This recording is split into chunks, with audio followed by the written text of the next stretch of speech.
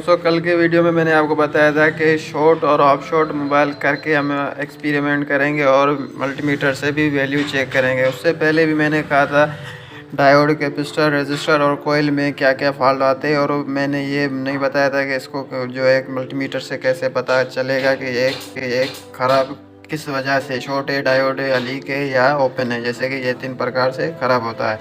और half short और full short जो है मैंने यहाँ पे अलग से बनाया हुआ है, तो वीडियो को एंड तक देखना। और पहला वाला वीडियो नहीं देखा है तो लाजमी से देख लेना, लिंक डिस्क्रिप्शन, आई बटन और एंड में मिल जाएगी। तो पहले वो लाजमी से देख लेना, वहाँ पे बेसिक सी बातें हुई थी। जैसे कि यहाँ पे डायोड है, लीक, शॉर्ट है और ओपन हो सकता है। तो मल्टीमीटर से जब हम डायोड को देखेंगे, यहाँ पे डायोड मोड पे रख के जब हम चेक करेंगे इस मल्टीमीटर से, जब शॉर्ट होगा तो लाजमी से या घंटी बजेगी या तो यहाँ पे 0000 लिख के आ जाएगा। अगर शॉर्ट है नॉर्मली, जब लीकेज है तो दोनों तरफ से रेटिंग नहीं देखने को आएगी, या दोनों तरफ से आएगी या दोनों तरफ से रेटिंग नहीं आएगी। ये लीकेज का मसला हो सकता है। और ओपन भी दोनों तरफ से जो है रेटिंग नहीं देखने को मिल सकती है ज़्यादातर, ये ओपन का मसला है। जैसे कि यहाँ पे ये डायोड का सैम्पल है जो हम डायग्राम में लिखते हैं, और हमें जो है पीसीबी में कुछ इस डिज़ाइन का होता है। उसके बाद कैपेसिटर जो है नॉर्मली हम इन मल्टीमीटर को चेक करेंगे तो दोनों तरफ से बीप नहीं आनी चाहिए, कोई वैल्यू नहीं आनी चाहिए, तब हम इनको सही मानेंगे। मगर इस वजह से ये लीक भी होता है मगर वैल्यू ठीक ठाक देखता है। तो उसके लिए हमें जो है माइक्रोफाइनेंस जो होता है वो डिजिटल मल्टीमीटर की ज़रूरत पड़ती है। तो नॉर्मली वो हम चेक नहीं कर सकते इस आम मल्टीमीटर से, वो हम इस कलर के ऊपर, जो इसका कलर है वो चेंज रहता है, उसी वजह से हम इनको एक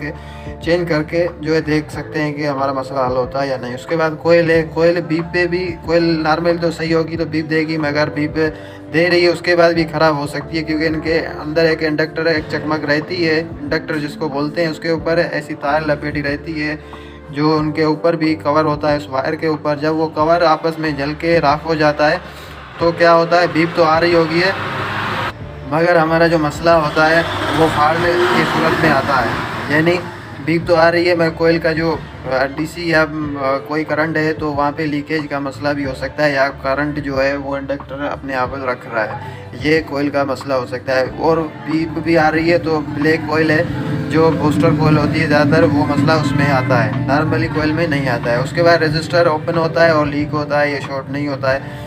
ओपन होगा तो वैल्यू नहीं देगा, अगर लीक हुआ तो वैल्यू बहुत ज़्यादा देगा। जो 100 का आएगा तो वो या तो 200 तक हम देगा या तो बहुत ही कम देगा, जो अपनी अपनी वैल्यू होगी वो नहीं देगा। लीक का मसला ये है, या तो करंट जहाँ पे आपको 2 वोल्ट चाहिए तो वहाँ पे ये करंट या तो ज़्यादा कर लेगा या कम कर लेगा, ठीक है, ये लीकेज का मसला हो सकता है। उसके बाद बात करते हैं पहले कि हाफ शॉर्ट फुल शॉर्ट क्या है। हाफ शॉर्ट फुल शॉर्ट के बाद भी एक फॉल्ट आता है जो हम सॉफ्टवेयर की वजह से देखेंगे। वो उसकी वजह ये है कि मोबाइल आपका ओके कंडीशन में होगा मगर ऑन नहीं हो रहा होगा, डेड मोबाइल होगा, मगर सभी फॉल्ट आपको हाफ शॉट और फुल शॉट देखने से नहीं मिल रही होगी। उसको हम सॉफ्टवेयर से पहले चेक करेंगे, उसके बाद हम अंदर मशीन में देखते हैं। तो हाफ शॉट जो होती है, फुल शॉट की बात करें तो फुल शॉट हमेशा बैटरी कनेक्टर जो डायरेक्ट 3.7 वोल्ट जहाँ पे दे रही होगी वहाँ पे शॉर्ट हो सकती है। और शॉर्ट जो करते हैं कैपेसिटर और डायोड ही करते हैं। और यहाँ पे देखो मैंने एक IC, power IC, PFO IC, जो सिग्नल आईसी और स्पीकर आईसी, इस सब में, और यहाँ पे वाइब्रेटर,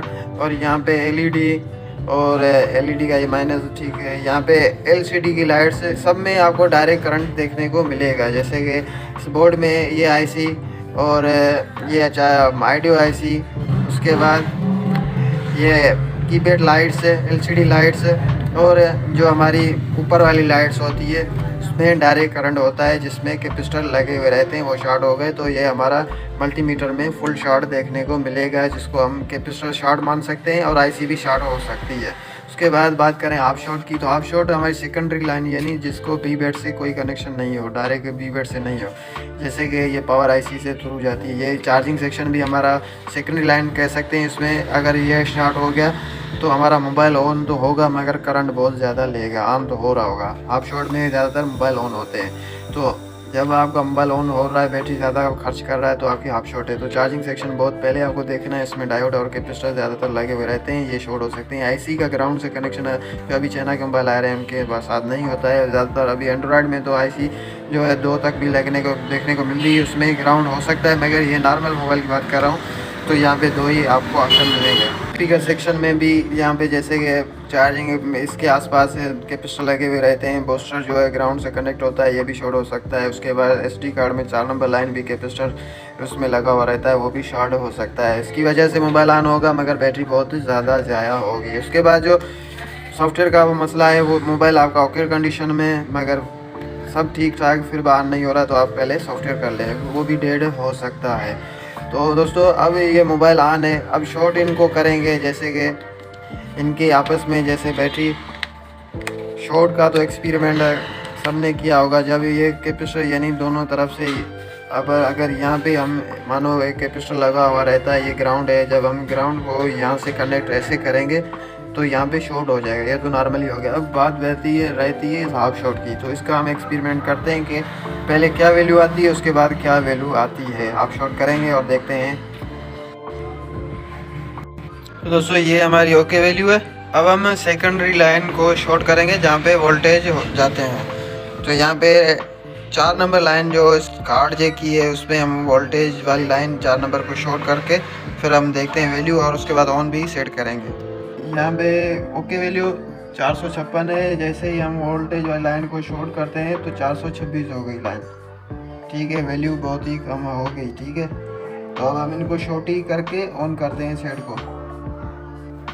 तो दोस्तों यहाँ पे हमने इस कार्ड जे को कर दिया है शॉर्ट 4 नंबर लाइन पे जिस पे वोल्टेज आते हैं। तो यहाँ पे कार्ड भी लगा लेंगे, कोई मसला नहीं है, कार्ड हमारा ख़राब नहीं होगा।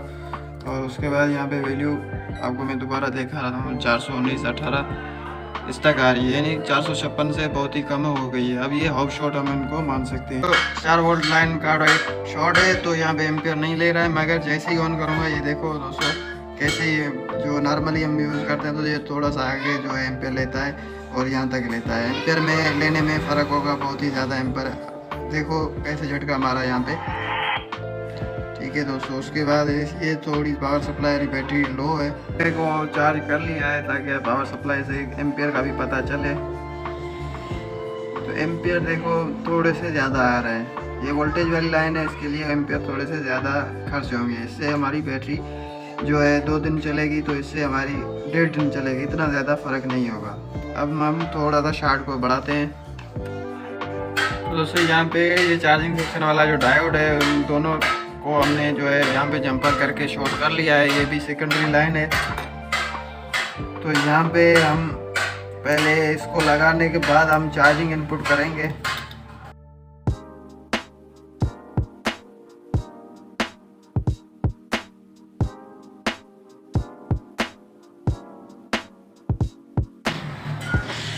अभी एम्पियर में थोड़ा सा फ़र्क नहीं पड़ा है, ये इसलिए अभी यहाँ पे वोल्ट नहीं है। अभी हम इन पे वोल्ट डालते हैं तो एम्पियर का फ़र्क पड़ेगा।